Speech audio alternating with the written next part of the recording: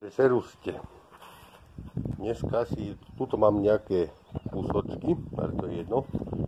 Ideme uviesť letný štár na FS 490.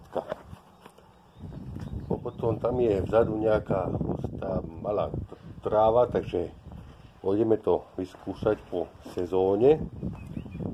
Tu mám takúto hlavu, tap and go, to sa prepchá tu a navinie sa.